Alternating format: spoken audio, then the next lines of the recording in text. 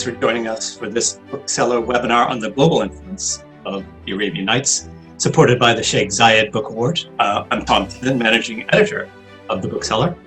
The Arabian Nights, or 1001 Nights as it's also known, was compiled during the Islamic Golden Age from folk tales of the oral tradition across the Arab world and beyond. When it was introduced into Europe in the 18th century, it became a sensation.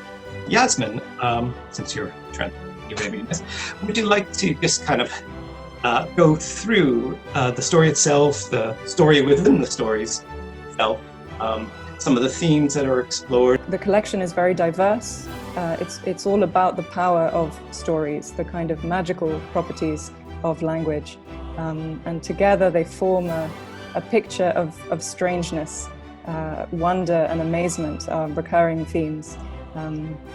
They make up a portrait of the strangeness and the diversity of the world and of human experience.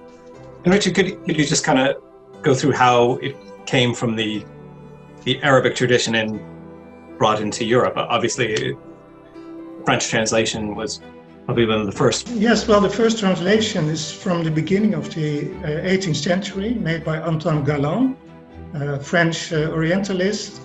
And he started translating in one volume by volume over several years, and it was immediately enormously popular. So, and the nice thing is that it contains stories which do not actually belong to the corpus of the Arabic corpus of the 1001 Nights, like the story of Aladdin and the Magic Lamp, or Ali Baba and the 40 Thieves. These are stories which were inserted by Galland. Marina Warner, can you just talk us through some of the modern legacy?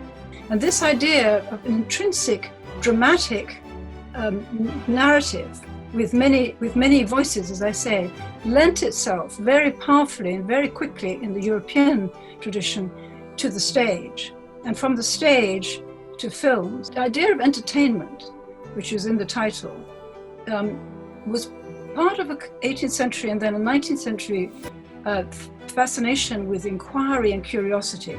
So the strangeness in the stories meant that people were being led to places they had not been. Trying to understand the nights, it's like trying to understand the ocean. As I was saying before, there is no fixed text. It's incredibly slippery. There is no canon. And I was also thinking about the fact that these are stories told at night. There's a lovely concept in Arabic of samar, which is evening conversation, things that you say at night.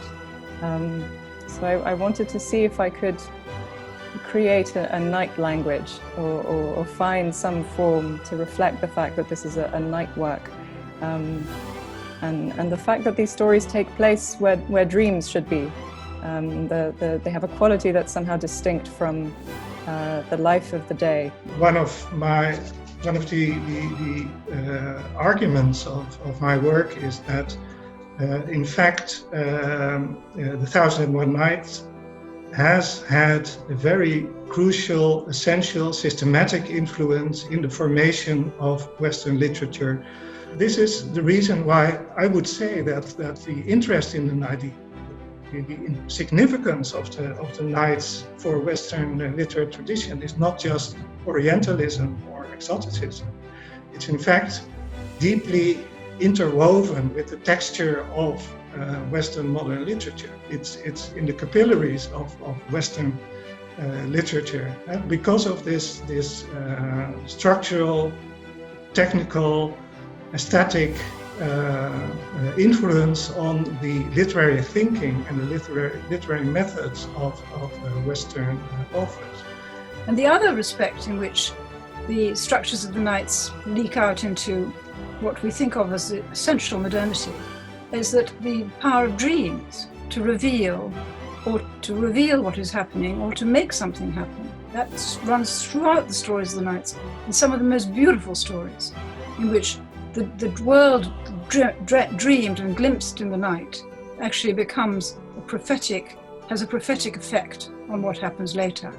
And this is exactly the period when who comes along but Freud, saying something very similar. He couches it in a different way, but he places on his his couch, his famous psychoanalytic couch, a carpet, an oriental carpet, so that his patients in Alisand are lying on a carpet as if they were about to lift off into this dream world where they might glimpse elements of the truth and help them in their next future state. Time is up. Thank you, Marina Warner, Yasmine Seale, Richard van Leeuwen. Thank you. We could talk about this for ages, 1001 Nights, of course. And thank you to the Sheikh Zayed Book Award for sponsoring.